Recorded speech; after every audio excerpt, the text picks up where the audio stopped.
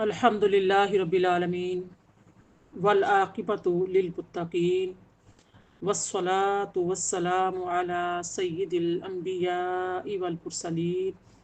وعلی آلہ وصحبہ اجمعین۔ قال اللہ تعالی فی القرآن المجید الف لام میم تنزیل الکتاب لا ریب فیہ من رب العالمین ام یقولون افتراہ بل هو الحق من ربک لتنذر قوما ما اتاہم من نذیر من قبلک لعلہم یہتدون۔ صدق اللہ العلی العظیم۔ الف لام میم، اس کتاب کا اتارا جانا اس میں کچھ شک نہیں کہ تمام جہانوں کے پروردگار کی طرف سے ہے۔ کیا کفار و مشرکین یہ کہتے ہیں کہ اسے اس رسول نے گھڑ لیا ہے، بلکہ وہ آپ کے رب کی طرف سے حق ہے تاکہ آپ اس قوم کو ڈر سنائیں جن کے پاس آپ سے پہلے کوئی ڈر سنانے والا نہیں آیا تھا تاکہ وہ ہدایت پائیں۔ صدق اللہ العظیم۔ رب اشرح لی صدری ویسر لی امری واحلل عقدۃ من لسانی یفقہوا قولی۔ اللہم فقہنا فی الدین وبک نستعین، آمین یا رب العالمین۔ نہایت ہی قابل احترام میری پیاری بہنوں، السلام علیکم ورحمۃ اللہ وبرکاتہ۔ سورۃ السجدہ جو ہے وہ میں نے اس کی 3 آیات آپ کے سامنے تلاوت کی ہیں اور ترجمہ پیش کیا ہے۔ الحمدللہ، جیسا کہ آپ کے علم میں ہے کہ ہم نے سورہ لقمان کو کل ہی مکمل کیا ہے اور آج ہم سورہ سجدہ کا آغاز کر رہے ہیں، اور سورہ سجدہ کی جو آیات 3 میں تلاوت کی ہے، ان آیات کی تفسیر میں کو جاننے سے پہلے یا تفسیر کی طرف بڑھنے سے پہلے ہم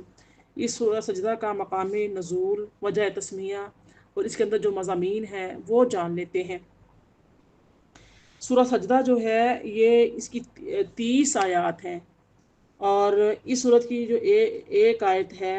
انما یؤمن بآیاتنا الذین اذا ذکروا بها خروا سجدا وسبحوا بحمد ربهم وهم لا یستکبرون۔ یہ جو آیت نمبر 15 ہے سورہ سجدہ کی، یہ یعنی کہ اس آیت میں مومنین کی تعریف اور تحسین کی گئی ہے کہ وہ اللہ کو سجدہ کرتے ہیں۔ تو اس وجہ سے یعنی کہ جب وہ قرآن پاک کی آیات ان کے سامنے تلاوت کی جاتی ہیں تو اللہ تعالیٰ کی حمد اور تسبیح کرتے ہیں، جس کی وجہ سے اس آیہ مبارکہ کا نام جو ہے وہ سورہ سجدہ رکھا گیا ہے، کیونکہ اس میں مومنین کی تعریف اور تحسین کی گئی ہے۔ امام النحاس جو ہیں وہ کہتے ہیں کہ حضرت ابن عباس رضی اللہ تعالیٰ عنہ سے روایت ہے کہ سورہ سجدہ جو ہے مکہ میں نازل ہوئی ہے، سوائے افمن کانا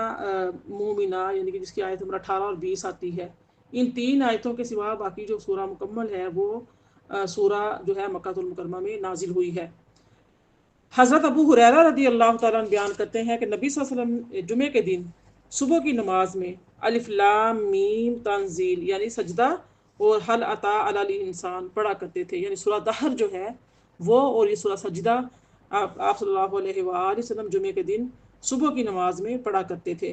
اس حدیث مبارکہ کو صحیح بخاری، صحیح مسلم، سنن نسائی، سنن ترمذی، سنن ابو داؤد اور سنن ابن ماجہ میں رقم کیا گیا ہے۔ حضرت جابر رضی اللہ تعالیٰ عنہ بیان کرتے ہیں کہ نبی صلی اللہ علیہ وسلم جو تھے الف لام میم تنزیل السجدہ اور تبارک الذی بیدہ الملک یعنی سورہ سجدہ اور سورہ ملک جو ہے پڑھے بغیر کبھی بھی نہیں سویا کرتے تھے۔ سنن ترمذی، سنن دارمی اور سنن کبریٰ میں یہ حدیث مبارکہ رقم کی گئی ہے۔ خالد بن معدان بیان کرتے ہیں کہ المنجیہ یعنی کہ نجات دینے والی صورت کی تلاوت کیا کرو، اور وہ نجات دینے والی صورت کون سی ہے؟ وہ ہے الف لام میم تنزیل، کیونکہ مجھے یہ حدیث پہنچی ہے کہ ایک شخص اس صورت کی تلاوت کرتا تھا اور اس کے علاوہ اور کسی صورت کی تلاوت نہیں کرتا تھا، اور وہ گناہ بہت کرتا تھا، تو اس صورت نے اس شخص کے اوپر اپنے پر پھیلا دیے اور کہا کہ اے میرے رب اس کی مغفرت فرما دے، یہ میری قرات بہت کرتا تھا۔ تو اللہ رب العزت نے اس صورت کی جو شفاعت ہے اس شخص کے متعلق قبول کر لی اور فرمایا اس کے ہر گناہ کے بدلے میں ایک نیکی لکھ دو اور اس کا ایک درجہ بلند کر دو۔ یہ سنن دارمی میں حدیث مبارکہ جو ہے یہ موجود ہے۔ تو اس سلسلے میں خالد بن معدان بیان کرتے ہیں کہ الف لام میم تنزیل اپنے پڑھنے والے کی قبر میں وکالت کرے گی اور کہے گی کہ اے اللہ، اگر میں تیری کتاب سے ہوں تو اس شخص کے متعلق میری شفاعت قبول فرما، اور اگر میں تیری کتاب سے نہیں ہوں تو مجھے اپنی کتاب سے مٹا دے۔ اور یہ صورت ایک پرندے کی مانند ہوگی اور اپنے پر اس شخص پر پھیلا دے گی، تو پھر اس سورہ مبارکہ جو سورہ السجدہ ہے اس کی شفاعت کو قبول کر لیا جائے گا اور اس کے عذاب قبر سے محفوظ کیا جائے گا۔ اور تبارک الذی یعنی جو سورہ ملک ہے اس کے متعلق بھی ایسی ہی روایات آتی ہیں کہ یہ بھی جو سورہ مبارکہ ہے یہ قبر کے اندر کیا ہے جھگڑا کرے گی، اور کبھی دائیں طرف سے آئے گی، کبھی بائیں طرف سے آئے گی، اور کبھی یعنی کہ سر کی طرف سے اور پاؤں کی طرف سے آئے گی۔ اور جیسے بچے کو ماں یعنی کہ اپنی گود میں اپنی چادر میں سمیٹ لیتی ہے، سردی گرمی سے بچاتی ہے، اسی طریقے سے سورہ ملک جو ہے یہ بھی رات کو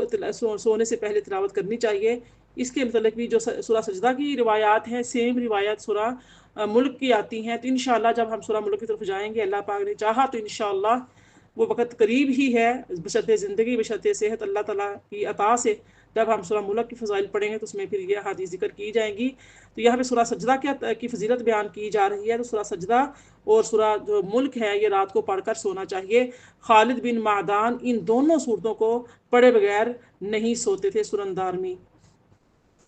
سورہ لقمان میں میری پیاری بہنوں توحید کے دلائل بیان کیے گئے ہیں۔ تو اس کے بعد قیامت اور حشر کا ذکر بھی کیا گیا ہے، اور یہ عقائد کی پہلی دو اصلیں ہیں، اور اس صورت کی ابتدا عقائد کی تیسری اصل سے کی گئی ہے۔ دیکھیے کہ جو سورہ لقمان ابھی پڑھی تھی اس میں بھی دیکھیے ذکر تھا توحید کا اور دلائل کا اور قیامت کا اور حشر کا۔ تو اس کی بھی جو ہے نا جو شروعات ہے وہ بھی عقائد کی اصلاح میں ہی کی گئی ہے۔ اس سورہ مبارکہ کے جو مشمولات ہیں اس صورت کی ابتدا اس سے کی گئی ہے کہ قرآن مجید اللہ کی طرف سے نازل کیا گیا ہے اور نبی صلی اللہ علیہ وآلہ وسلم کی رسالت برحق ہے۔ اس میں اللہ تعالیٰ کی توحید، اس کی تخلیق، اس کی ربوبیت پر تفصیل سے دلائل پیش کیے گئے ہیں۔ مجرموں اور کافروں اور اطاعت گزاروں مومنوں کی دنیا اور آخرت کے احوال بیان کیے گئے ہیں، اور اس کے بعد یہ بتایا گیا ہے کہ نافرمانوں اور اطاعت گزاروں کا انجام مساوی نہیں ہو سکتا۔ اور نبی کریم صلی اللہ علیہ وآلہ وسلم اور حضرت موسیٰ علیہ السلام کی رسالت میں مشابہت بیان کی گئی ہے، اور اس سے آپ کی رسالت پر متنبہ کیا گیا ہے۔ پچھلی امتوں کے جو منکر تھے منکروں پر عذاب نازل کیا گیا تھا، تو اس سے اس زمانے کے منکروں کو ڈرایا گیا ہے۔ اس صورت کے اول اور آخر میں توحید، رسالت اور حشر و نشر کے عقائد پر بحث کی گئی ہے۔ سورہ سجدہ کے میری پیاری بہنوں اس مختصر تعارف کے بعد میں اللہ تعالیٰ کی توفیق اور اس کی تائید سے اس دعا کے ساتھ اس صورت کا ترجمہ اور تفسیر شروع کر رہی ہوں کہ اللہ تعالیٰ برحق چیزوں کو مجھ پر اور آپ پر منکشف فرمائے اور ان کی تحریر اور تقریر ہمیں عطا فرمائے، اور جو چیزیں غلط اور باطل ہوں ان کا غلط اور باطل ہونا ہم پر منکشف فرما دے، اور ان کو رد کرنے کا حوصلہ اور اللہ پاک کی ذات ہمیں ہمت عطا فرمائے، آمین یا رب العالمین۔ ارشاد باری تعالیٰ ہے کہ الف لام میم، اس کا جو حقیقی معنی ہے یہ حروف مقطعات میں سے ہے، اور اس کا جو حقیقی معنی ہے اللہ اور اس کے رسول صلی اللہ علیہ وآلہ وسلم ہی بہتر جانتے ہیں۔ آیت نمبر 2 میں آتا ہے تنزیل الکتاب لا ریب فیہ من رب العالمین، اس کتاب کا اتارا جانا اس میں کچھ شک نہیں کہ تمام جہانوں کا پروردگار کی طرف سے ہے۔ اب یہ الف لام میم جو آیت نمبر 1 میں نے آپ کے سامنے تلاوت کی ہے اور 2 پہلے جو آیت نمبر 1 ہے اس کی تفسیر میں جاتے ہیں۔ الف لام میم کی ایک تفسیر یہ کی گئی ہے کہ الف کا جو مخرج ہے یہ حلق کا آخر ہے، جو حلق ہے ہمارا اس کا جو آخر ہے یہ الف کا مخرج ہے، اور لام اوسط مخارج میں سے ہے، اور میم جو ہے وہ شفوی ہے۔ شفوی یعنی کہ میم کو ہم ہونٹوں سے ادا کرتے ہیں، شفتین دونوں ہونٹوں کو کہا جاتا ہے عربی زبان میں۔ تو یہ میم جو ہے یہ کیا ہے حروف شفتین میں سے ہے۔ حروف شفتین 4 ہوتے ہیں نا، میم، با، فا، واو، تو یہ 4 حروف شفتین ہیں، لیکن جو میم ہے یہ بھی حروف شفوی میں سے ہے کیونکہ ہونٹوں سے ادا کی جاتی ہے اور یہ ہونٹوں سے نکلتی ہے، تو اس کا جو اول مخارج ہے اس میں یہ اشارہ ہے کہ انسان کو اپنی عمر کے اول، اوسط اور آخر، یعنی کہ عمر کا جو پہلا حصہ ہوتا ہے، اس کے بعد جو درمیانہ حصہ ہوتا ہے اور آخر، تمام ادوار میں اللہ تعالیٰ کا فرما بردار بن کر رہنا چاہیے۔ اور الف لام میم کی ایک دوسری تفسیر بھی یہ کی گئی ہے کہ الف سے اعلام کی طرف اشارہ ہے۔ میری پیاری بہنوں، اعلام جو ہے یہ کہتے ہیں خبر دینے کو، تو یعنی کہ خبر دینا، اور لام سے لزوم کی طرف اشارہ ہے، اور میم سے اللہ کی ملکیت کی طرف اشارہ ہے، یعنی اللہ تعالیٰ نے یہ خبر دی ہے کہ سب پر اس کی عبادت لازم ہے، اور سب اس کے مملوک ہیں، اور سب پر اس کی اطاعت لازم ہے، خواہ وہ اس کی اطاعت خوشی سے کریں یا ناخوشی سے۔ اور اس کی میری پیاری بہنوں الف لام میم جو ہے اس تین حروف کی ایک تیسری تفسیر جو ہے وہ بھی کی گئی ہے، اور وہ یہ ہے کہ الف سے الفت کی طرف اشارہ ہے، یعنی اس نے اپنے احبا، یعنی کہ جو اس کے اللہ تعالیٰ کی سے محبت کرنے والے ہیں، اپنے احبا کے دلوں میں اپنے قرب کی الفت ڈال دی ہے۔ اور لام سے لقا، اور یعنی کہ لقا سے مراد ہے ملاقات کرنا، لقا اور ملاقات کی طرف اشارہ ہے، یعنی اس نے اپنے احبا اور دوستوں کے لیے اپنی لقاء اور ملاقات کا ذخیرہ کر رکھا ہے۔ اور میم سے ان کی مراد کی طرف اشارہ ہے، یعنی اس کے جو احبا ہیں، محبت کرنے والے ہیں، احبا نے اپنی مراد کو اللہ تعالیٰ کی مراد میں فنا کر رکھا ہے، ان کی اپنی کوئی خواہش نہیں، ان کی وہی خواہش ہوتی ہے جو اللہ کی مشیت ہوتی ہے اور اس کی مرضی ہوتی ہے۔ اللہ تعالیٰ کے جو مقرب ہوتے ہیں، اللہ کے جو صالحین ہوتے ہیں، دوست ہوتے ہیں، اولیاء جسے کہا جاتا ہے، وہ کیا ہوتے ہیں؟ وہ اللہ، وہ فنا فی اللہ ہوتے ہیں، اور وہ اپنی خواہش نہیں رکھتے، وہ اللہ کی خواہش، اللہ تعالیٰ کی خواہش پر اپنی خواہشیں قربان کرتے ہیں، اللہ تعالیٰ کی مشیت پر راضی رہتے ہیں، اور وہ اللہ پاک اور وہ ان کو دکھوں تکلیفوں میں دیکھنا چاہتا ہے تو وہ دکھ اور تکلیف میں ہی سکون محسوس کرتے ہیں اور خوش رہتے ہیں۔ تو یہ تھا کہ فرمایا کہ جو لام سے اپنی لقاء اور ملاقات کا اشارہ ہے، یعنی اس نے اپنے احبا اور دوستوں کے لیے اپنی لقاء اور ملاقات کا ذخیرہ کر رکھا ہے،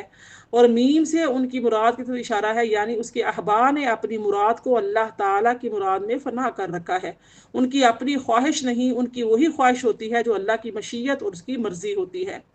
میری پیاری بہنوں، پھر فرمایا آیت نمبر 2 میں تنزیل الکتاب لا ریب فیہ من رب العالمین، یہ اس کتاب کا اتارا جانا، اس میں کچھ شک نہیں کہ تمام جہانوں کے پروردگار کی طرف سے،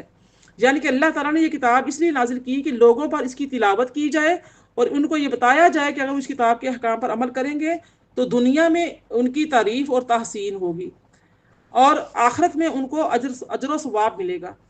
یہ اللہ پاک کا ہے حکم کہ اللہ پاک جب کوئی دین کا کام کرتا ہے، دین کی تبلیغ کرتا ہے، تو دنیا والے اس کی تعریف کرتے ہیں، اس کی تحسین کرتے ہیں، تو یہ تعریف اور تحسین جو ہے وہ اللہ تعالیٰ کی طرف سے ہوتی ہے، اور یہ دنیا میں تو یہ ہوتا ہے، اور آخرت میں کیا ہوتا ہے؟ اس کا اجر و ثواب ملتا ہے۔ اور اگر وہ اس کتاب کے احکام کی خلاف ورزی کرتے ہیں تو دنیا میں ان کی کیا ہوتا ہے؟ ملامت کی جاتی ہے، ان کی تذلیل کی جاتی ہے، ملامت کی جاتی ہے، اور ان کی مذمت ہوتی ہے، اور وہ ایک صالح معاشرے کے رکن نہیں بن سکتے، اور آخرت میں ان پر عذاب اور عذاب ہوتا ہے۔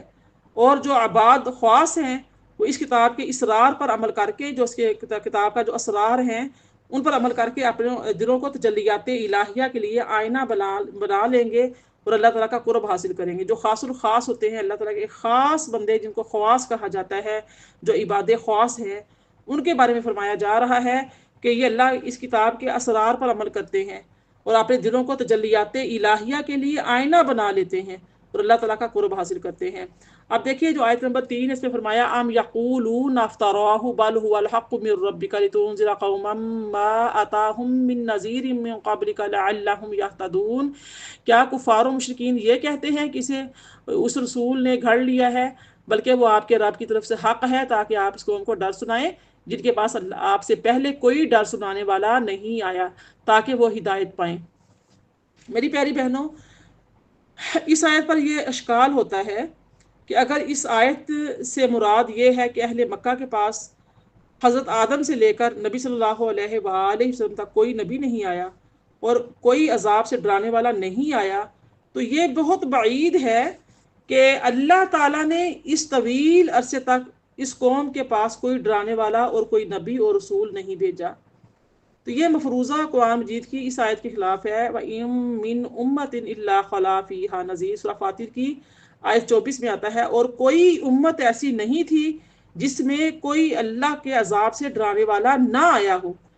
فرمایا سورہ نحل کی آیت نمبر ابھی 36 میں ہم پڑھتے ہوئے آئے ہیں، جس میں فرمایا کہ اور ہم نے ہر قوم میں ایک رسول بھیجا کہ اللہ کی عبادت کرو اور شیطان سے اجتناب کرو، شیطان سے بچو۔ بس ان میں سے بعض وہ ہیں جن کو اللہ نے ہدایت دی اور ان میں سے بعض وہ ہیں جن پر گمراہی ثابت ہو گئی۔ سو تم زمین میں سفر کرو، پھر دیکھو کہ رسولوں کی تکذیب کرنے والوں کا کیسا انجام ہوا تھا۔ تو میری پیاری بہنوں، اس آیہ مبارکہ سے یہ معلوم ہوتا ہے کہ عرب والوں کی طرف بھی ڈرانے والے اور جو ہے نا وہ رسول بھیجے گئے تھے۔ تو عرب کے جو لوگوں کو شرک اور کفر پر عذاب سے ڈرانے کے لیے سب سے پہلے اللہ پاک نے حضرت ہود اور حضرت صالح علیہ السلام کو بھیجا تھا۔ پھر حضرت ابراہیم، حضرت اسماعیل علیہ السلام کو مبعوث کیا،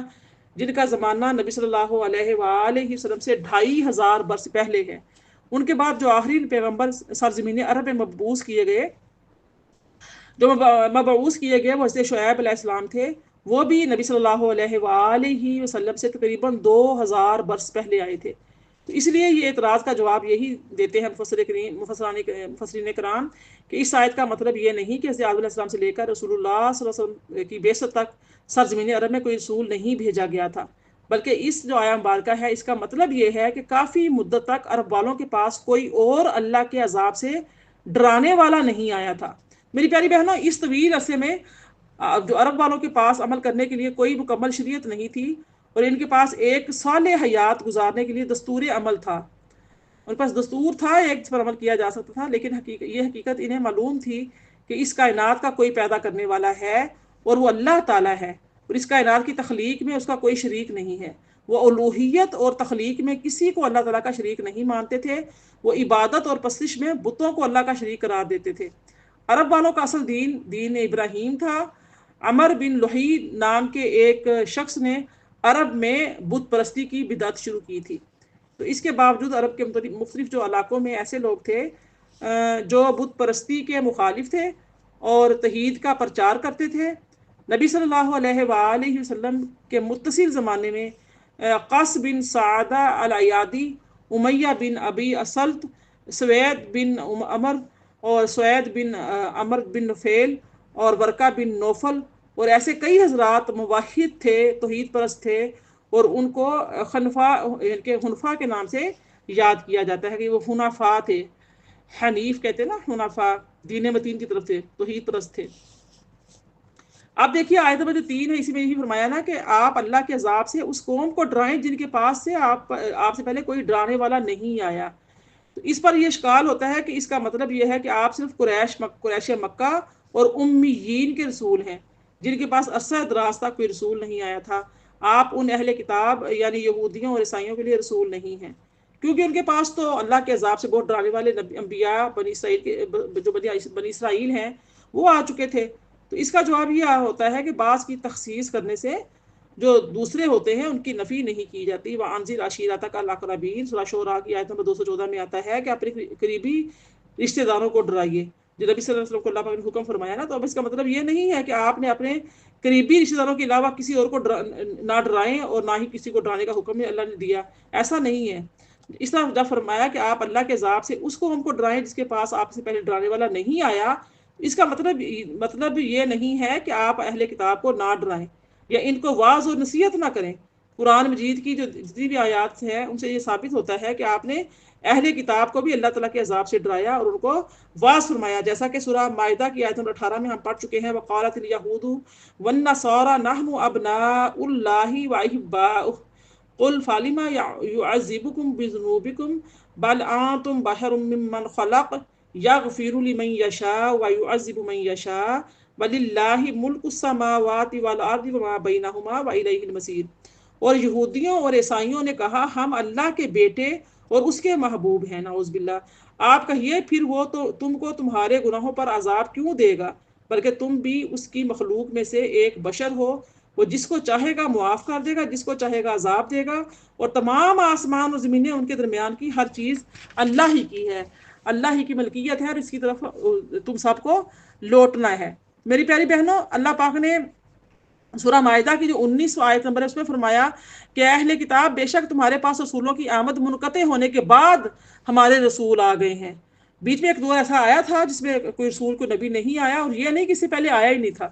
تو جو تمہارے لیے احکام بیان کر رہے ہیں تاکہ تم یہ نہ کہو کہ ہمارے پاس کوئی بشر اور نذیر یعنی کہ خوشخبری سنانے والا اور ڈرانے والا، ثواب کی بشارت دینے والا اور عذاب سے ڈرانے والا کوئی نہیں آیا۔ تو اب تمہارے پاس بشیر اور نذیر آ پہنچا ہے، اور اللہ ہر چیز پر قدرت رکھنے والا ہے۔ ایسے ہی سورہ آل عمران کے آیت 70 میں فرمایا یا اہل الکتاب لما تکفرون بآیات اللہ وانتم تشہدون، اے اہل کتاب تم اللہ کی آیتوں کا کیوں کفر کر رہے ہو حالانکہ تم ان کی گواہی دیتے ہو۔ پھر سورہ آل عمران کی آیت نمبر 71 میں فرمایا یا اہل الکتاب لما تلبسون الحق بالباطل وتکتمون الحق وانتم تعلمون، اے اہل کتاب تم حق اور باطل کو کیوں خلط ملط کر رہے ہو، کیوں مکس کرتے ہو، کیوں ملاتے ہو، اور حق کو چھپا رہے ہو حالانکہ تم جانتے ہو۔ تو یعنی کہ یہاں پر وہ نہیں کہ کوئی نبی کو رسول آیا ہی نہیں تھا، آئے تھے، جن کا میں نے ابھی آپ کو قرآن پاک کی آیات سے دلیلیں دی ہیں۔ تو اس طرح سے آیت نمبر 4 دیکھیے، فرمایا اللہ الذی خلق السماوات والارض وما بینہما فی ستۃ ایام ثم استوى علی العرش ما لکم من دونہ من ولی ولا شفیع افلا تتذکرون، اللہ ہی ہے جس نے آسمانوں اور زمین کو اور جو کچھ ان کے درمیان ہے ان 6 دنوں یعنی 6 مدتوں میں پیدا فرمایا، پھر نظام کائنات کے عرش اقتدار پر قائم ہوا، تمہارے لیے اسے چھوڑ کر نہ کوئی کارساز ہے اور نہ کوئی سفارشی، سو کیا تم نصیحت قبول نہیں کرتے؟ بہت ہی پیاری آیت اس کے بارے میں سے ابو ہریرہ رضی اللہ تعالیٰ عنہ فرماتے ہیں کہ رسول اللہ صلی اللہ علیہ وسلم نے میرا ہاتھ پکڑ کر فرمایا کہ اللہ نے زمین کو ہفتے کے دن پیدا فرمایا، اور اتوار کے دن زمین میں پہاڑوں کو پیدا کیا، اور پیر کے دن درختوں کو پیدا کیا، اور منگل کے دن ناپسندیدہ چیزوں کو پیدا کیا، اور نور کو بدھ کے دن پیدا کیا، اور زمین پر چلنے والے جانداروں کو جمعرات کے دن پیدا کیا، اور تمام مخلوق کے آخر میں حضرت آدم علیہ السلام کو جمعہ کے دن عصر کے بعد پیدا کیا۔ حضرت آدم علیہ السلام کو جمعہ کی ساعات میں سے آخری ساعت میں عصر کے بعد سے رات کے وقت کے درمیان میں پیدا کیا۔ یہ صحیح مسلم، سنن کبریٰ للنسائی اور مسند احمد میں یہ حدیث مبارکہ رقم کی گئی ہے۔ تو میری پیاری بہنوں، اس میں ایک خاص نقطہ ہے، یہاں سے ہم اس پہ بدشگونی کے جو ہے نا نحوست اور بدشگونی کے حدیث کو سمجھیں گے، حدیثوں کی روشنی میں سمجھیں گے۔ اب اس میں جو آیا ہے نا کہ اللہ پاک کی ذات نے منگل کے دن ناپسندیدہ چیزوں کو پیدا کیا، اس کے بارے میں قاضی ایاز بن موسیٰ مالکی اندلسی جو ہے نا وہ لکھتے ہیں کہ امام نسائی نے روایت کیا ہے کہ تقن جو ہے التقن کو منگل کے دن پیدا کیا۔ سنن کبریٰ، سنن نسائی، مسند احمد میں یہ حدیث مبارکہ رقم ہے۔ تو یہاں پہ جو تقن کا لفظ بولا ہے تا قاف نون، تو اس سے مراد ہے سخت اور مضبوط چیزیں، یعنی کہ جیسے لوہا ہے یا لوہے جیسی ہی دیگر جو معدنیات ہوتی ہیں جس سے یعنی کہ انسان کا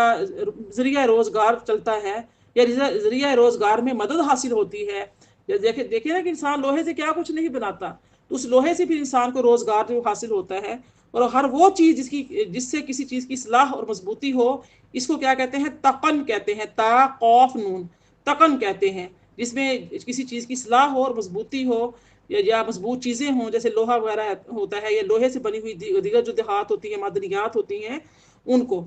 تو اس حدیث میں چونکہ منگل کے دن ناپسندیدہ چیزوں کو پیدا کیا گیا ہے، اس وجہ سے بعض لوگ اس غلط فہمی میں مبتلا ہو جاتے ہیں کہ منگل کا دن منحوس ہوتا ہے،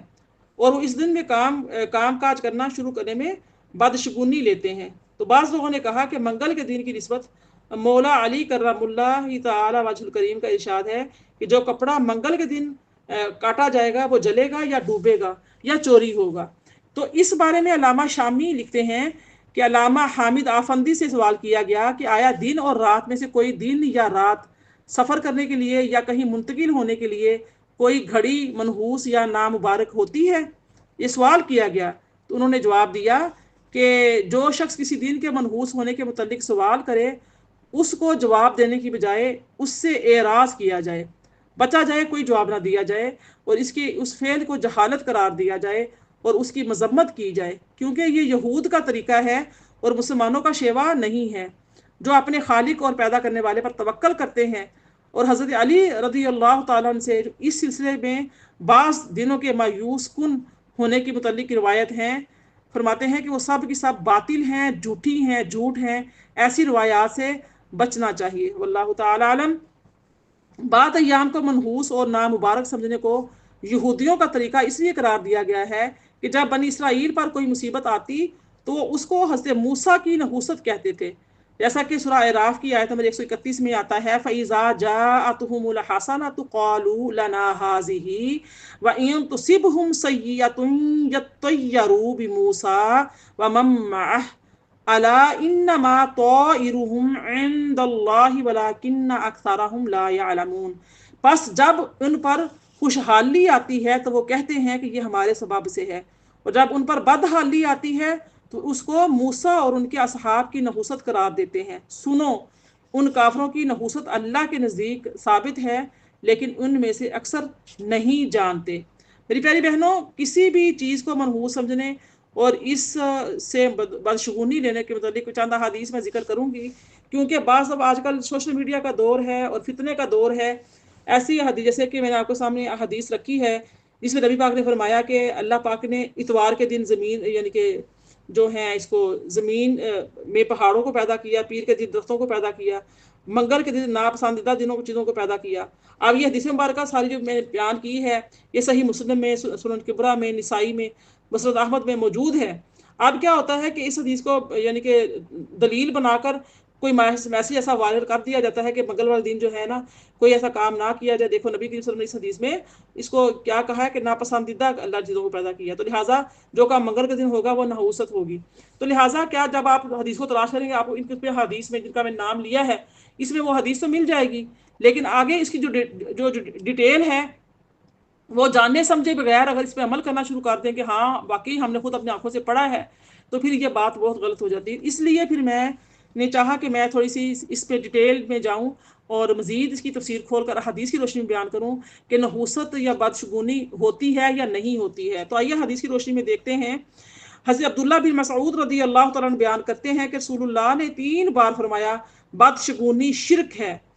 حضرت ابن مسعود نے کہا ہم میں سے ہر شخص کو بدشگونی عارض ہوتی ہے اور اس کے دل میں اس سے سخت ناپسندیدگی آتی ہے، لیکن اللہ پر توکل اس کو زائل کر دیتا ہے۔ ایسی باتیں آتی ہیں بدشگونی کی، شیطان جو ہے وسوسے پیدا کرتا ہے، لیکن جو اللہ پاک پر توکل کرنے والا انسان ہوتا ہے وہ توکل جتنا زیادہ مضبوط ہوگا اتنا ہی زیادہ ایسی چیزیں دماغ میں زیادہ دیر ٹھہرتی نہیں ہیں۔ یہ حدیث مبارکہ جو ہے صحیح مسلم اور صحیح بخاری، صحیح مسلم، سنن ابو داؤد، سنن ترمذی اور مسند احمد، سنن ابن ماجہ اور جامع الاصول میں یہ حدیث مبارکہ جو ہے نا وہ بیان کی گئی ہے۔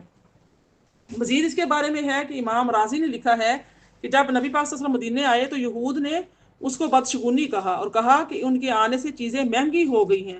اور بارش کم ہو گئی۔ تو عرب بدفعلی اور بدشگونی کو طائر، تطیر اور طیرہ کہتے تھے۔ تو یعنی کہ طائر پرندے کو کہا جاتا ہے عربی میں۔ تو وہ کیا کرتے تھے، وہ پرندے سے فال نکالتے اور فال نکالنے کے لیے پرندے کو اڑاتے تھے۔ تو اگر یہ پرندہ جو ہے دائیں جانب سے آتا تو اس کو نیک شگون قرار دیتے، اور اگر وہ پرندہ بائیں جانب سے آتا تو اس کو بدشگون قرار دیتے۔ اس کے متعلق پھر بدشگونی کے لیے طائر اور تطیر کا لفظ استعمال ہونے لگا۔ تو میری پیاری بہنوں اس بارے میں حضرت بریدہ رضی اللہ تعالیٰ بیان کرتے ہیں کہ رسول اللہ صلی اللہ علیہ وآلہ وسلم کسی چیز سے بدفعل نہیں نکالتے تھے۔ آپ جب کسی عامل کو بھیجتے تو اس کا نام پوچھتے، اگر آپ کو اس کا نام اچھا لگتا تو آپ خوش ہوتے اور آپ کے چہرے پر بشاشت دکھائی دیتی تھی، اور اگر آپ کو اس کا نام ناپسند ہوتا تو آپ کے چہرے پر ناپسندیدگی دکھائی دیتی تھی، اور جب آپ کسی بستی میں داخل ہوتے تو آپ اس کا نام پوچھتے، اگر آپ کو اس کا نام اچھا لگتا تو آپ خوش ہوتے اور آپ کے چہرے پر بشاشت دکھائی دیتی، اور اگر آپ کو اس کا نام ناپسند ہوتا تو پھر آپ کے چہرے پر ناپسندیدگی دکھائی دیتی تھی۔ سنن ابو داؤد، مسند احمد، جامع الاصول میں حدیث مبارکہ رقم ہے۔ حضرت ابو ہریرہ بیان کرتے ہیں کہ رسول اللہ نے ایک کلمہ یعنی کہ ایک بات سنی جو آپ کو اچھی لگی، آپ نے فرمایا ہم نے تمہارے منہ سے فال لے لی ہے۔ سنن ابو داؤد، جامع الاصول۔ حضرت انس بن مالک بیان کرتے ہیں کہ رسول اللہ جب کسی کام کے لیے روانہ ہوتے تو آپ کو یہ سننا اچھا لگتا، یا راشد یعنی کہ کیا، اے ہدایت پانے والے، یا نجیح، اے کامیاب ہونے والے۔ یعنی کہ ہمیں بھی یہ کلمات جو ہیں یاد کر لینے چاہیے، یا راشد یا نجیح، یا راشد یا نجیح، اے ہدایت پانے والے، اے کامیاب ہونے والے۔ تو یہ کیا ہے کہ آپ سب کو ایسے کلمات جو سننا پسند تھے کہ جب کوئی جا رہا ہو تو اس کو ایسے الفاظ کہے جائیں تو آپ کو پسند ہیں۔ سنن ترمذی جامع رسول میں یہ حدیث مبارکہ رقم کی گئی ہے۔ حضرت عروہ بن عامر جو قریشی ہیں، عروہ بن عامر قریشی رضی اللہ تعالیٰ عنہ کہتے ہیں کہ نبی صلی اللہ علیہ وسلم بدفعلی کا ذکر کیا گیا تو آپ نے فرمایا سب سے اچھی چیز نیک فعل ہے، اور فعل مسلمان کو کسی مہم سے نہیں روکتی۔ بس جب تم میں سے کوئی شخص کسی ناپسندیدہ چیز کو دیکھے تو کہے اے اللہ، تیرے سوا کوئی شخص اچھائیوں کو نہیں لا سکتا، اور تیرے سوا کوئی برائیوں کو دور نہیں کر سکتا، اور گناہوں سے باز رہنا اور نیکیوں کو کرنا تیری ہی مدد کے بغیر نہیں ہے۔ تو سنن ابو داؤد میں یہ حدیث مبارکہ رقم الاصول میں بھی یہ حدیث مبارکہ رقم کی گئی ہے۔ ایسے ہی حضرت عبداللہ بن مسعود رضی اللہ عنہ بیان کرتے ہیں کہ رسول اللہ نے 3 بار فرمایا بدشگونی شرک ہے۔ حضرت ابن مسعود نے کہا کہ ہم میں سے ہر شخص کو بدشگونی عارض ہوتی ہے اور اس کے دل میں اس سے سخت ناپسندیدگی آتی ہے، لیکن اللہ پر توکل اس کو زائل کر دیتا ہے۔ سنن ابو داؤد، سنن ترمذی اور مسند احمد، سنن ابن ماجہ، اس میں یہ حدیث مبارکہ جو ہے وہ رقم کی گئی ہے۔ میری پیاری بہنوں، جو حافظ شہاب الدین احمد بن علی بن حجر عسقلانی شافعی یہ لکھتے ہیں کہ تطیر جو ہے نا، یعنی کہ بدشگونی کو تطویر بھی کہا جاتا ہے۔ تا سے تو اور یارا تطویر۔ اس کی وجہ یہ ہے کہ زمانہ جاہلیت میں مشرکین جو تھے وہ پرندے پر اعتماد کرتے تھے۔ جب ان میں سے کوئی شخص کسی کام کے لیے نکلتا تو وہ پرندے کی طرف دیکھتا، اگر وہ پرندہ دائیں طرف اڑتا تو اس سے نیک شگون لیتے، اور اگر کام پر روانہ نہ ہو جاتا اور اگر وہ پرندہ بائیں جانب اڑتا تو وہ اس سے بدشگونی کا نکالتے اور لوٹ آتا۔ تو بعض اوقات وہ کسی مہم پر روانہ ہونے سے پہلے خود پرندے کو اڑاتے تھے، پھر بھی جس جانب وہ اڑتا تھا اس پر اعتماد کر کے اس کے مطابق مہم پر روانہ ہوتے یا نہ ہوتے۔ یہ حدیث مبارکہ میں پہلے بھی بیان کر چکی ہوں، لیکن چونکہ دیگر حوالہ جات کے ساتھ آ رہی ہے، جیسے امام احمد بن علی بن حجر عسقلانی بہت بڑے حافظ شہاب الدین جو ہیں، بہت بڑے امام ہیں، تو اس لیے ان کی بڑی حدیث جو ہے معتبر ہوتی ہیں، تو اس وجہ سے بھی میں بیان کر رہی ہوں۔ جب شریعت آ گئی تو اس نے ان کو اس طریقے سے روک دیا، چونکہ مشرکین بدفعال اور بدشگون پر اعتماد کرتے تھے، تو مسلمانوں میں بھی اس کی اثرات پیدا ہونے شروع ہو گئے، یہ اثرات آ گئے۔ اسی وجہ سے نبی صلی اللہ علیہ وسلم نے فرمایا کہ 3 چیزوں سے کوئی شخص خالی نہیں ہوتا: بدشگونی، بدگمانی اور حسد۔ تو پس جب بدشگونی نکلے تو تم واپس نہ ہونا، اور جب تم حسد کرو تو اس کو طلب نہ کرنا،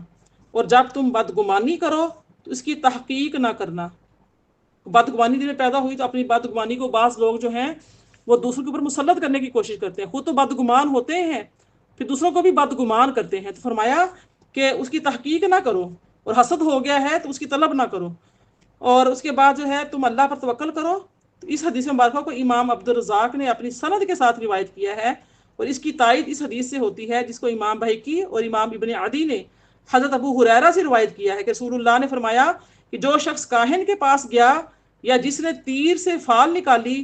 یا جو شخص بدشگونی کی وجہ سے سفر سے واپس آ گیا، وہ بلند درجات کو نہیں پا سکتا، بلند درجات کو نہیں پائے گا جو بدشگونی کی وجہ سے سفر سے واپس آ جاتا ہے۔ نیز اس کے بارے میں امام ابو داؤد، امام ترمذی، امام ابن حبان نے سند صحیح کے ساتھ حضرت عبداللہ بن مسعود سے روایت کیا ہے کہ رسول اللہ نے فرمایا کہ بدشگونی نکالنا شرک ہے۔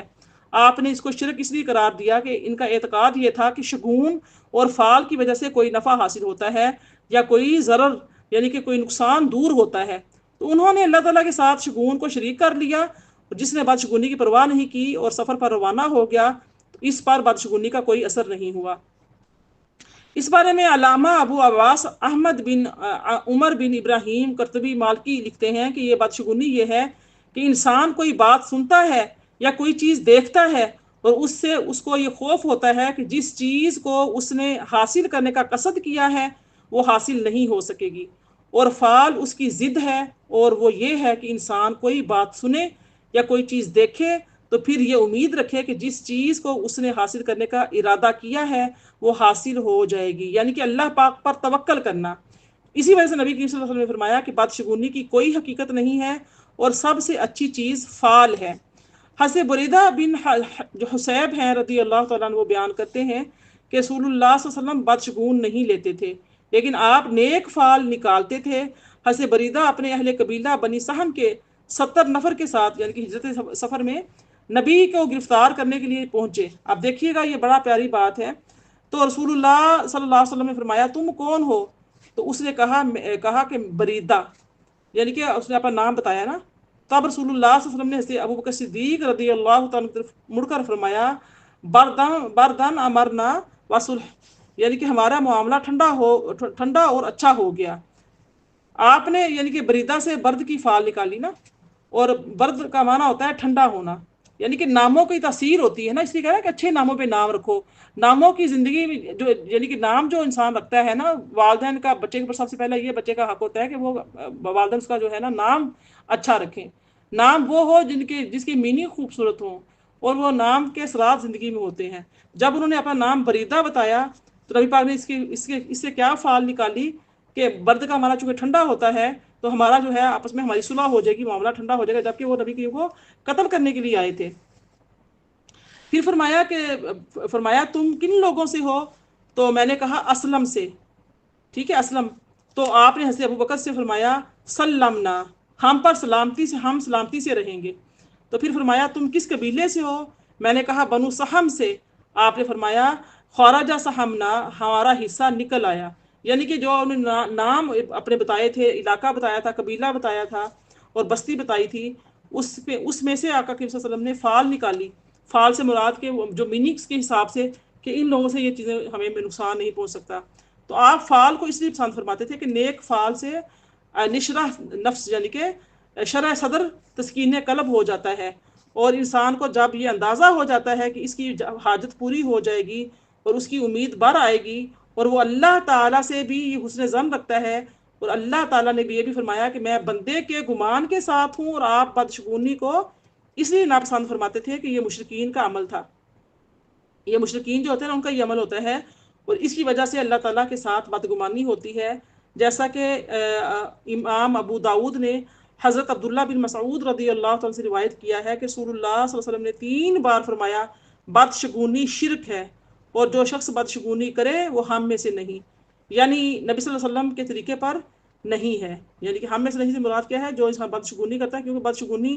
آقا کریم صلی اللہ علیہ وسلم نے منع فرمائی، شرک فرمایا ہے، تو یہ آپ میں تو ہے ہی نہیں، تو لہٰذا جو اس پہ عمل کرے گا تو وہ کیا ہے؟ وہ آقا کریم صلی اللہ علیہ وسلم نے فرمایا کہ وہ ہم میں سے نہیں ہے، سوا اس شخص کے جو بدشگونی کے باوجود اپنی مہم پر روانہ ہو جائے۔ یعنی کہ ایک شخص شیطان جو ہے نا وہ وسوسے ڈالتا ہے، ایک دوسرا بندہ کہتا ہے کہ دیکھو جی تم سفر سے واپس آ جاؤ، فلاں چیز ہو گئی ہے، تو اس پہ عمل نہیں کرتا۔ تو فرمایا کہ یہ وجہ ہے کہ حضرت معاویہ بن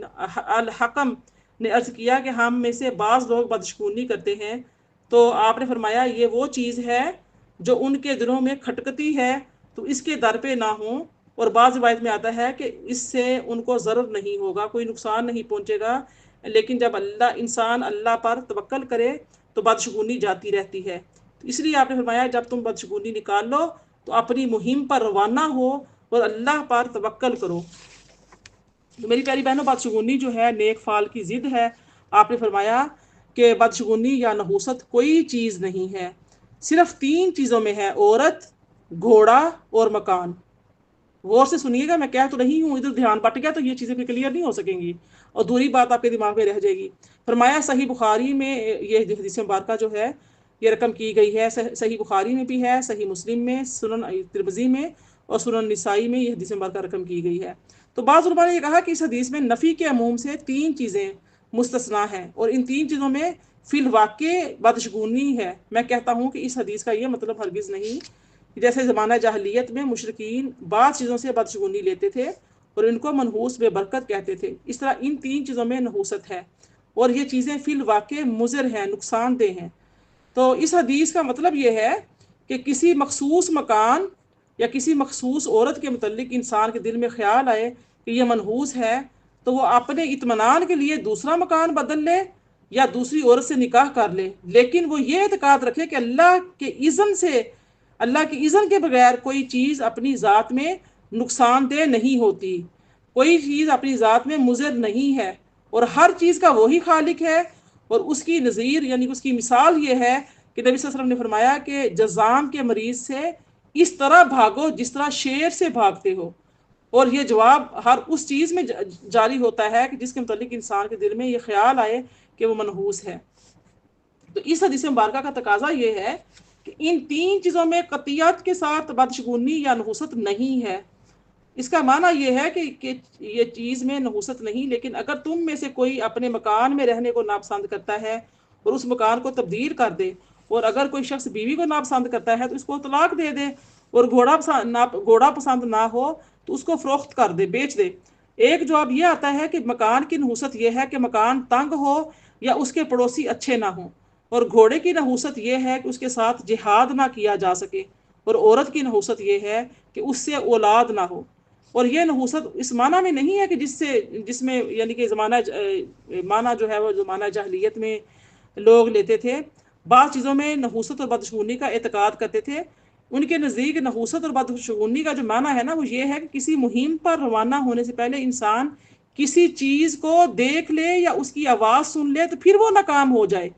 اور عورت اور گھوڑے اور مکان میں جس قسم کی نحوست بیان کی گئی ہے یہ وہ نہیں ہے، یہ یاد رہے۔ خلاصہ یہ آتا ہے کہ نحوست کی نفی اور اسبات کے محل الگ الگ ہیں۔ ایک اور جواب یہ آتا ہے کہ عورت، گھوڑے اور مکان میں بدشگونی کا معنی تطیر یعنی بدشگونی کا نحوست نہیں ہے، بلکہ اس کا معنی یہ ہے یہ چیزیں اس کی طبیعت کے موافق نہ ہوں۔ عورت کی سعادت یہ ہے کہ وہ نیک ہو، اور مکان کی سعادت یہ ہے کہ وہ وسیع ہو، اور گھوڑے کی سعادت یہ ہے کہ اس پر آسانی سے سواری ہو سکے، اور اس کی شکاوت یہ ہے کہ یہ چیزیں اچھی نہ ہوں۔ علامہ طیبی جو ہے فرماتے ہیں کہ ان تین چیزوں میں شوم نہیں ہے۔ اور حدیث کا معنی یہ آتا ہے کہ اگر کسی چیز میں شوم ہو سکتی ہے تو ان تین چیزوں میں ہو سکتی ہے، کیونکہ انسان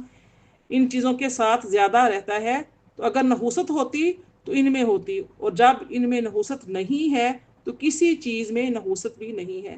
میری پیاری بہنوں، بعض لوگ بعض دنوں یا بعض مہینوں کو منحوس سمجھتے ہیں، یا بعض کام بعض دنوں میں اچھا نہیں جانا جاتا۔ اس سلسلے میں بھی یعنی کہ بہت سے جو ہے ضعیف اور بعض موضوع روایات بھی پیش کرتے ہیں، لیکن جو حدیث آپ کے سامنے میں نے بیان کی ہیں، تو ان حدیث صحیحہ کے سامنے یہ تمام جو امور ہیں، جو تمام باتیں بناتے ہیں اپنے پاس سے جھوٹ کرتے ہیں، وہ ساری باطل ہیں۔ تمام دن جو ہیں وہ اللہ تعالیٰ کے بنائے ہوئے ہیں، اور کسی میں کوئی نحوست نہیں ہے۔ اور اس طرح کا جو عقیدہ رکھنا زمانہ جاہلیت کے مشرکین کے عقائد کی طرح ہے۔ اللہ تعالیٰ یعنی کہ اللہ تعالیٰ سے دعا کرتی ہوں کہ اللہ تعالیٰ ہمیں اور مسلمانوں کو اس قسم کے عقائد سے محفوظ اور مامون فرمائے۔ اس طرح سے آخری حدیث مبارکہ ہے کہ شیخ عبدالحق محدث دہلوی حنفی لکھتے ہیں کہ نبی صلی اللہ علیہ وسلم نے فرمایا کہ لا طیرہ یعنی حصول نفع اور دفع ضرر میں بدشگونی لینے کی کوئی تاثیر اور دخل نہیں ہے، اور بدشگونی نہیں لینی چاہیے، اور نہ اس کا اعتبار کرنا چاہیے۔ جو کچھ ہونا ہے وہ ہو کر رہے گا، شریعت نے اس کو اسباب نہیں بنایا۔ جو شیخ عبدالحق محدث دہلوی ہیں وہ لکھتے ہیں کہ نبی پاک صلی اللہ علیہ وسلم نے فرمایا کہ لا سفر یعنی علماء کے نزدیک اس ماہ سے مراد سفر ہے، سفر کا مہینہ جو محرم کے بعد آتا ہے نا۔ تو عام لوگ اس ماہ کو بھی مصیبتوں اور بلاؤں اور آفتوں اور حادثوں کا مہینہ قرار دیتے تھے، تو یہ اعتقاد بھی باطل ہے اور اس کی کوئی اصل نہیں ہے۔ بقیہ کہتے ہیں کہ میں نے محمد بن راشد سے پوچھا کہ رسول اللہ صلی اللہ علیہ وسلم کے ارشاد ولا سفر کا کیا مطلب ہے؟ تو انہوں نے کہا کہ لوگ ماہ سفر کے دخول کو منحوس سمجھتے تھے، تو رسول اللہ نے فرمایا کہ لا سفر یعنی سفر میں نحوست نہیں ہے۔ تو میری پہلی بہن سے معلوم ہوا کہ کسی دن کو منحوس یا مسعود اور نامبارک خیال کرنا اسلام کی تعلیمات کے خلاف ہے۔ خلاصہ یہ ہے کہ تمام دن جو ہیں وہ اللہ تعالیٰ کے پیدا کیے ہوئے ہیں، اور کوئی دن نامسعود یا نامبارک نہیں ہے۔ اسی طرح تمام انسان اور اشیاء اللہ کی پیدا کردہ ہیں، اور ان میں سے کوئی چیز منحوس نہیں ہے، اور حوادث، آفات، بلاؤں اور مصائب کے نازل ہونے کسی چیز کا دخل نہیں ہے۔ بیماریوں، آفتوں اور مصیبتوں کے نازل ہونے کا تعلق تکوین اور تقدیر سے ہے۔ دن اور کسی شے کا کسی شر کے یعنی کہ جو حوادث ہوتے ہیں، حدوث ہوتے ہیں، اور کسی آفت کے جو نزول میں کوئی دخل اور اثر نہیں ہے۔ ہر چیز کا خالق اللہ تعالیٰ، اور بس اسی لیے کسی بھی چیز جائز صحیح کام کو کسی دن اور کسی چیز کی خصوصیت کی وجہ سے ترک کرنا جائز نہیں ہے، اور کوئی دن اور کوئی چیز منحوس یا نامسعود اور نامبارک نہیں ہے۔ تو لہٰذا اس طریقے کی باتوں میں آ کر اپنا جو اعمال ہے، اپنے جو ایمان ہے اس کو کمزور کرنا، یہ یہود و نصارہ کا طریقہ کار ہے، شیطانی چالیں ہیں، تو اس سے باز رہنا چاہیے۔ اس طرح سے فرمایا، آیت نمبر 5 دیکھیے، इरशाद होता है युदब्बिरुल अम्रा मिनस समाई इलल अर्दि सुम्मा यअरुजु इलैहि फी यौमिन काना मिक़दारुहु अल्फ़ा सनातिन मिम्मा तउद्दून। वो आसमान से ज़मीन तक निज़ाम इक़्तिदार की तदबीर फरमाता है, फिर वो अमर उसकी तरफ एक दिन पर चढ़ता है और चढ़ेगा जिसकी मिकदार 1000 साल है, इस हिसाब से तुम शुमार करते हो। तो मेरी प्यारी बहनों, इस आया मुबारका में जो लफ्ज़ इस्तेमाल हुआ है वो हुआ है युदब्बिर का। तो इसका जो लफ्ज़ है ये यानी कि वो तदबीर से बना है। तदबीर का माना है किसी काम के नतीजे और अंजाम में गौर फिक्र करना, और जब इस लफ्ज़ की निस्बत अल्लाह ताला की तरफ हो तो इसका माना ये आएगा कि किसी काम को मुकद्दर करना और उसके असबाब को मुहैया करना। अल्लामा कुर्तुबी ने यानी कि अब्दुर्रहमान बिन साबित से नकल किया है कि दुनिया की तदबीर करने वाले 4 फरिश्ते हैं, जिब्रील, मिकाईल, मलकुल मौत और इसराफील सलातुल्लाहि अलैहिम अजमाइन। रहे जिब्रील तो वो हवाओं और लश्करों पर मामूर हैं, और मिकाईल रिज़्क़ की फराहमी और बारिश नाजिल करने पर मुकर्रर हैं, और मलकुल मौत के ज़िम्मा जो है ना वो रूहों को कब्ज़ करना है। और रूहें इसराफील तो उनका जो इसराफील हैं वो उनका काम हवादिस को नाजिल करना है, मुख्तलिफ जो हादसे होते हैं उनका नाजिल करना इसराफील अलैहिस्सलाम का काम है। एक कौल ये आता है कि तदबीर का मकाम अर्श इलाही है और अर्श के नीचे उस तदबीर के मुताबिक कार्रवाई होती है। इस आयत बरका का माना यह है कि अल्लाह ताला दुनिया के मामलात के असबाब जो असबाब समाइया होते हैं, मसलन फरिश्तों के ज़रिए तदबीर करना है। और तदबीर की अपनी तरफ अजाफत इसलिए है कि अल्लाह ताला की तदबीर के मुकाबले में बंदों की तदबीर का कोई असर नहीं है। जैसा कि अल्लाह पाक की ज़ात ने सूरा एराफ की आयत नंबर 54 में फरमाया, अला लहुल खल्क़ु वल अम्र, सुनो चीज़ों को पैदा करना और उनके लिए अहकाम को नाफिज करना अल्लाह ताला ही का खासा है।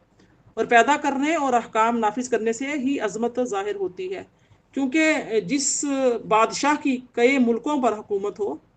और उन मुल्कों में से उसी के हुक्म पर अमल किया जाता है तो उसकी जो सतूत होती हैं, शौकत है, हैबत है, वो दिलों में बैठ जाती है, उसकी अजमत दिलों में बैठ जाती है। तो इसके बाद जो है फरमाया इसी आयत में कि फिर वो काम उसकी तरफ उस दिन में चढ़ेगा जिसकी मिकदार तुम्हारे गिनने के मुताबिक 1000 साल है।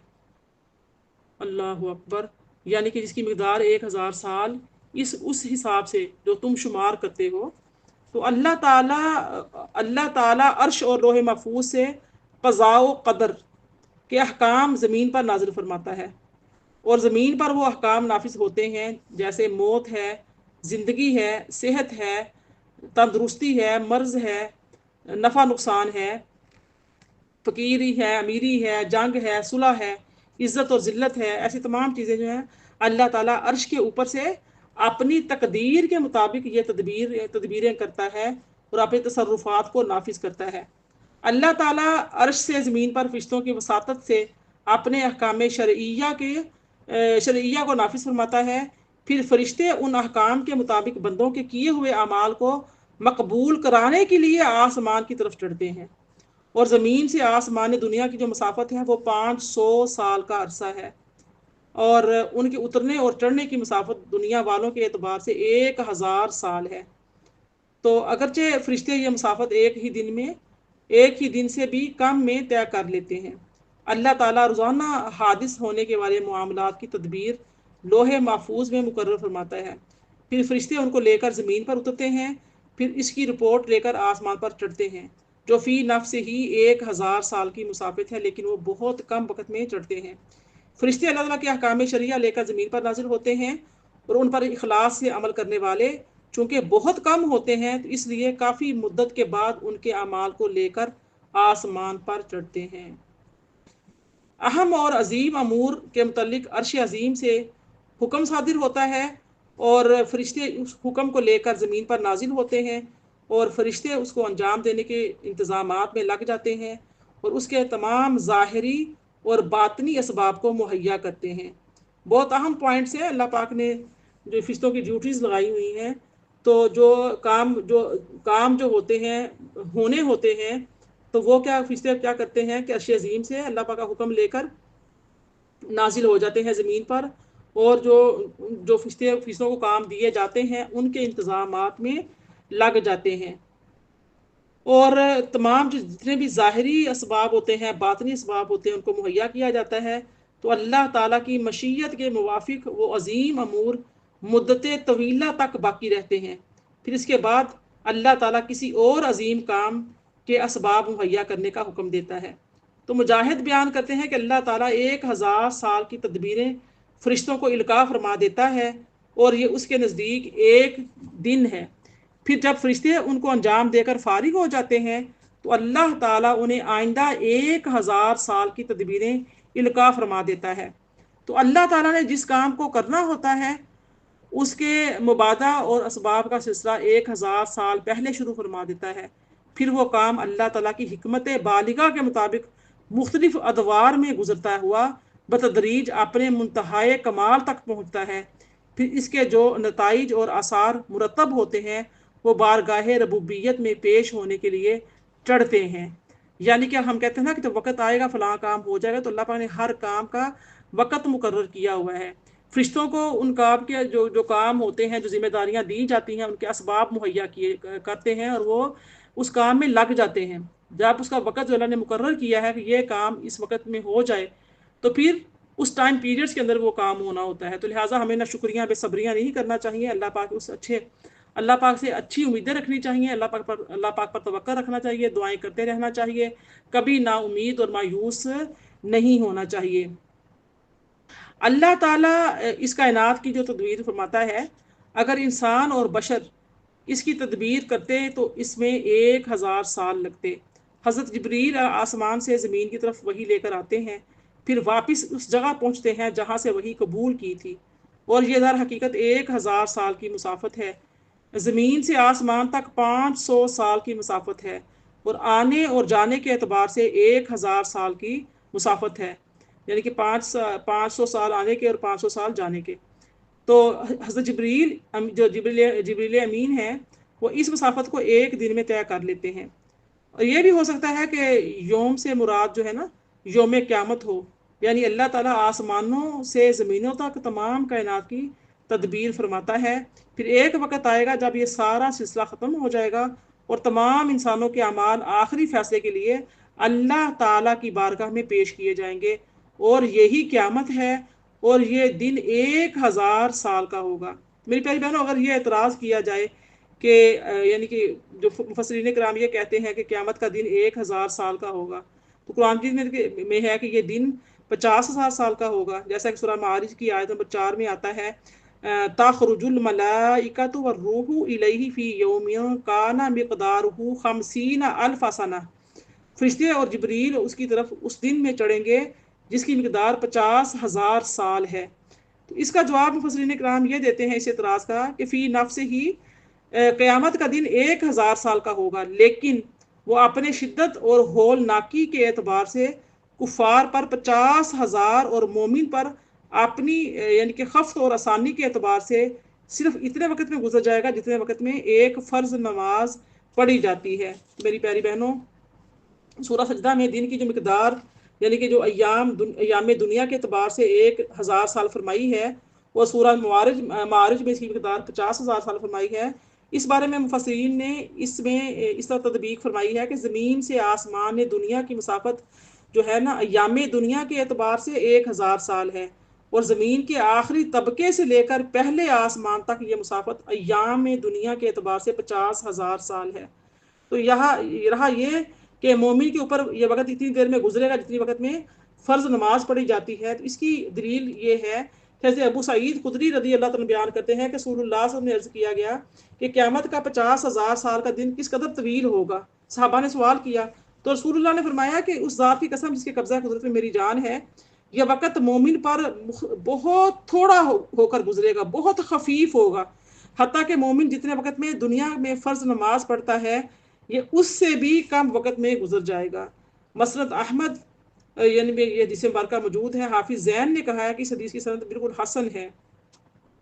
حافظ حیثمی نے بھی کہا ہے کہ اس کی سند جو ہے وہ حسن ہے۔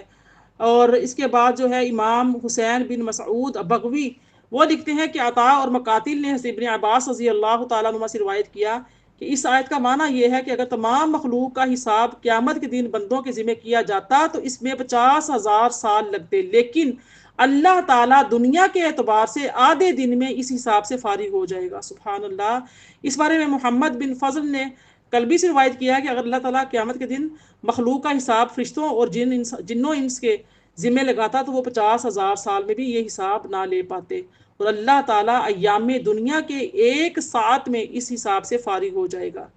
میں نے یہ کہا کہ مومن پر یہ وقت بہت خفیف ہو کر گزرے گا، پیچھے بھی میں نے آپ کو حدیث مبارکہ سنائی ہے۔ اس کی وجہ یہ ہے کہ جو شخص اپنے محبوب کو دیکھ رہا ہو اور اس پر صدیاں بھی گھڑیوں کی طرح گزر جاتی ہیں، اور مومن جو ہے وہ قیامت کے دن اللہ تعالیٰ کا دیدار کر رہے ہوں گے، جیسا کہ سورہ قیامہ کی آیت نمبر 22 و 23 میں آتا ہے، وجوہ یومئذ ناظرہ الی ربہ ناظرہ۔ اس دن بہت سے چہرے تر و تازہ اور خوش و خرم ہوں گے، اپنے رب کی طرف محو دید ہوں گے۔ اور جو کفار ہیں ان پر یہ دن سخت اور مشکل اور دشوار اور عذاب میں گزرے گا، کیونکہ جو محبوب سے فراق میں ہو اس پر گھڑیاں بھی صدیوں کی طرح گزرتی ہیں، اور کفار قیامت کے دن اپنے رب سے حجاب میں ہوں گے، جیسا کہ سورہ مطففین کی آیت 15 میں آتا ہے، کلا انہم عن ربہم یومئذ لمحجوبون، ہرگز نہیں یہ لوگ اپنے رب سے اس دن حجاب میں رکھے جائیں گے۔ تو اللہ پاک نے آگے جو ہے آیت نمبر 6 میں فرمایا، ذالک عالم الغیب والشہادۃ العزیز الرحیم، وہی غیب اور ظاہر کا جاننے والا غالب و مہربان ہے۔ تو میری پیاری بہنوں، اس سے جو پہلی آیتیں گزری ہیں اس میں اللہ تعالیٰ نے یہ بتایا کہ وہ آسمان سے زمین تک تمام مخلوق کی تدبیر فرماتا ہے، اور اس آیت مبارکہ میں فرمایا جا رہا ہے کہ وہ صرف مخلوق کی تدبیر نہیں فرماتا، بلکہ وہ ہر غیب اور ہر ظاہر کا علم بھی رکھتا ہے، اور صرف علم ہی نہیں رکھتا، وہ بہت غالب بھی ہے۔ لوگ جلوت میں کوئی عمل کریں یا خلوت میں کوئی عمل کریں، اس سے کسی مخلوق کا کوئی عمل مخفی نہیں ہے، کوئی عمل چھپا ہوا نہیں ہے، اور اگر وہ اس کی نافرمانی کریں یا اس سے بغاوت کریں تو وہ ان کا مواخذہ کرنے اور ان کی گرفت کرنے پر قادر ہے، وہ غالب ہے، ان کو ہر طرح کی سزا دے سکتا ہے، اور وہ بے حد رحم فرمانے والا ہے۔ اس لیے اگر بندوں سے کوئی خطا ہو جائے تو وہ مایوس نہ ہوں، وہ رحیم و کریم ان کی خطاؤں کو معاف کر دے گا، اور جو بندے اس کی اطاعت کرتے ہیں، اس کی حکم عدولی نہیں کرتے، وہ ان پر رحم فرمائے گا اور ان کو اپنے فضل و کرم سے اجر و ثواب عطا فرمائے گا۔ میری پیاری بہنوں، یہاں پر جو عالم الغیب کا لفظ استعمال ہوا ہے آیت نمبر 6 میں کہ ذالک عالم الغیب والشہادۃ، یہ عالم الغیب کا جو لفظ ہے یہ اللہ تعالیٰ کی جو صفت ہے مخصوصہ ہے، اور اور کسی مخلوق کو عالم الغیب کہنا جائز نہیں ہے۔ ہمارے پیارے نبی صلی اللہ علیہ وآلہ وسلم کو اللہ تعالیٰ نے کائنات میں سب سے زیادہ علم غیب عطا فرمایا ہے، اور لیکن آپ کو بھی عالم الغیب کہنا جو ہے نا، وہ مفسرین اکرام فرماتے ہیں کہ یہ جائز نہیں ہے، کہ آپ کو کائنات کا بہت زیادہ علم اللہ نے جتنا چاہا آپ کو عطا فرمایا، تمام مخلوق سے زیادہ، لیکن عالم الغیب کہنا یہ کہتے ہیں کہ مفسرین اکرام فرماتے ہیں کہ یہ جائز نہیں ہے۔ جیسے کہ نبی صلی اللہ علیہ وسلم یعنی کہ عزیز و جلیل ہیں، لیکن آپ کو محمد عز و جل کہنا یہ جائز نہیں، نعوذ باللہ من ذالک، کیونکہ عرف میں عز و جل اللہ تعالیٰ کے ساتھ خاص ہو چکا ہے۔ اسی طرح اس کے باوجود کہ آپ کو بہت بلکہ سب سے زیادہ علوم غیبیہ عطا کیے گئے ہیں، آپ کو عالم الغیب کہنا جائز نہیں ہے۔ اس لیے آپ کو عالم الغیب کی بجائے مطلع اور علی الغیب کہنا چاہیے، کہ آپ کو غیب پر مطلع کیا گیا ہے، جتنا اللہ نے چاہا آپ آقا کریم صلی اللہ علیہ وآلہ وسلم کو یعنی کہ مطلع کیا گیا ہے۔ آگے دیکھیے میری پیاری بہنوں، آج کی 1-2 آیتیں اور لے لیتے ہیں۔ فرمایا آیت نمبر 7 میں کہ الذی احسن کل شیء خلقہ وبدأ خلق الانسان من طین، وہی ہے جس نے خوبی و حسن بخشا ہر اس چیز کو جسے اس نے پیدا فرمایا، اور اس نے انسانی تخلیق کی ابتدا مٹی یعنی غیر نامی مادے سے کی، ثم جعل نسلہ من سلالۃ من ماء مہین، پھر اس کی نسل کو حقیر پانی کے نچوڑ یعنی نطفے سے چلایا۔ میری پیاری بہنوں، اب یہ آیت مبارکہ کو جو آپ دیکھ رہے ہیں، جو میں نے 2 آپ کے ساتھ تلاوت کی ہیں، اور آیت نمبر 9 بھی سن لیں، 9 تک ہم مکمل کریں گے، اس کے بعد انشاءاللہ تعالی مزید ان کی ڈیٹیل میں کل کی جو نشست ہوگی اس میں جائیں گے۔ فرمایا ثم سواہ ونفخ فیہ من روحہ وجعل لکم السمع والابصار والافئدہ قلیلا ما تشکرون، پھر اس میں اعضاء کو درست کیا اور اس میں اپنی روح حیات پھونکی، اور تمہارے لیے رحم مادر ہی میں پہلے کان اور پھر آنکھیں پھر دل اور دماغ بنائے، تم بہت ہی کم شکر ادا کرتے ہو۔ تو میں نے آپ کے سامنے جو ہے نا آیت نمبر 7 سے 9 تک کی تلاوت ترجمہ پیش کیا ہے۔ تو آیت نمبر جو 7 ہے اس کو دیکھ لیتے ہیں۔ اس میں جو فرمایا اللہ پاک کی ذات نے کہ اللہ زی احسن کل شیء خلقہ، احسن، اس آیت میں احسن کا جو لفظ آیا ہے جس کا جو مصدر ہے وہ احسان ہے۔ احسان کے جو ہیں وہ دو معنی ہیں، ایک معنی ہے کسی پر انعام اور افضال کرنا، فضل کرنا، انعام کرنا، اور دوسرا معنی یہ آتا ہے کسی انسان کا حامل حسن ہونا، خواہ یہ حسن اس کے اقوال میں ہو، یعنی کہ اس کی باتوں میں خوبصورتی ہو، باتیں خوبصورت کرتا ہو، یا پھر اس کے افعال میں ہو، یا اس کی صورت میں ہو، اس کی حقیقت میں ہو۔ تو اللہ تعالیٰ نے ہر چیز کو حسین بنایا، اس کا معنی ہے کہ ہر چیز کو اس کی استعداد اور صلاحیت کے تقاضے کے مطابق بنایا، اور ہر چیز کو حکمت اور مصلحت کے اعتبار سے بنایا۔ جانوروں کے پیر اور ان کی گردنیں لمبی بنائی تاکہ ان پر رزق کا حصول دشوار نہ ہو۔ اسی طرح انسان کے تمام اعضاء اس طرح بنائے جس میں اس کی مصلحت ہو،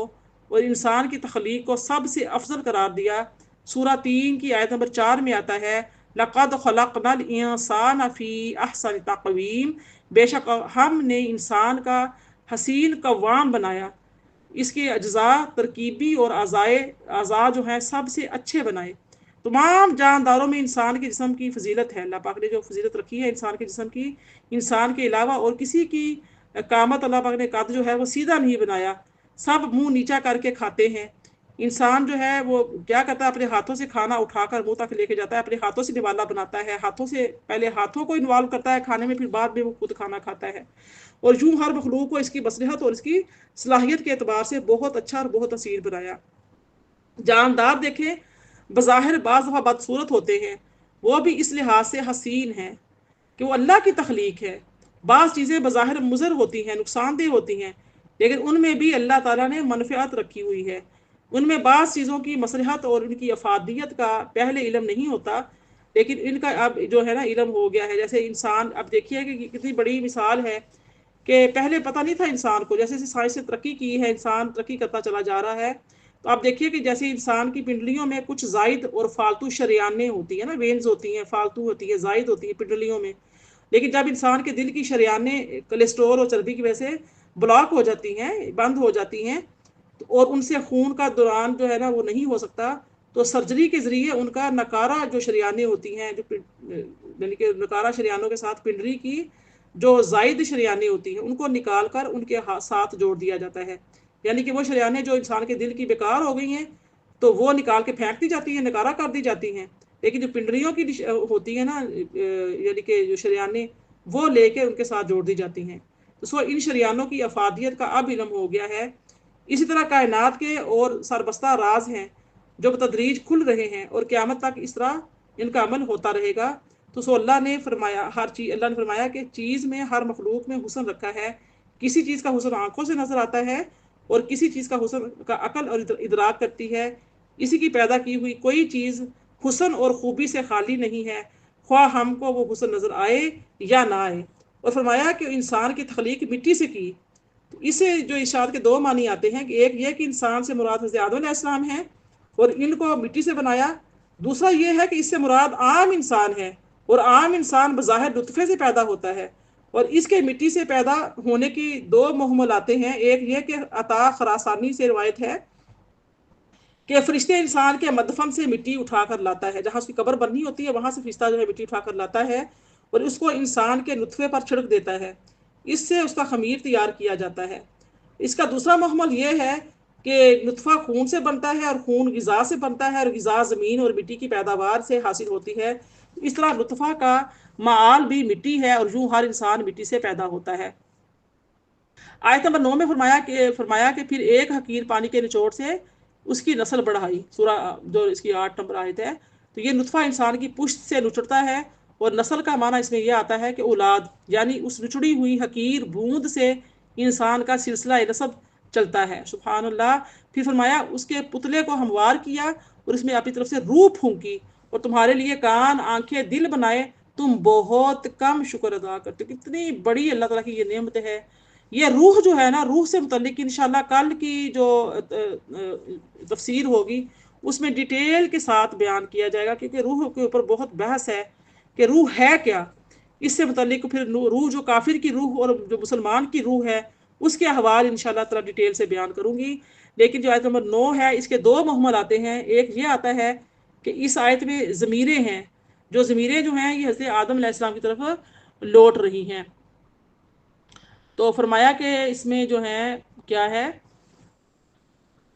اللہ آدم علیہ السلام کی طرف لوٹ رہی ہیں اور انسان کی طرف لوٹ رہی ہیں۔ اور اس آیت کا جو معنی یہ بھی آتا ہے